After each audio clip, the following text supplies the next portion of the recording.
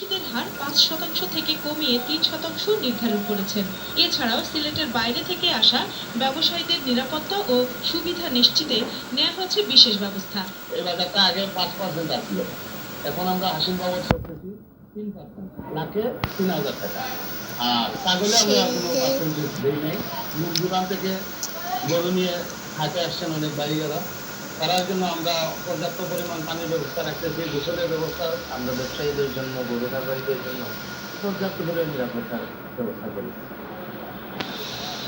ব্রাহ্মণবাড়িয়ার নবীনগর উপজেলার বিভিন্ন কোরবানির পশুর হাটে এখন ক্রেতা বিক্রেতাদের উপচে পড়া ভিড়। দেশীয়ভাবে লালন পালন করা গরু, ছাগল ও মহিষ নিয়ে হাটে আসছেন খামারিরা। চাহিদা বেশি বলে জানিয়েছেন বিক্রেতারা। তবে গরু লালন পালনে প্রায় বেশি হওয়ায় দাম ভালো না পেলে লোকসান করতে হবে বলছেন খামারিরা। ক্রেতারা বলছেন হাটে এবার গরুর দাম স্বাভাবিক রয়েছে। আমরা অলরেডি 7টা গরু বিক্রি করছি, যত বাজারে আছে এই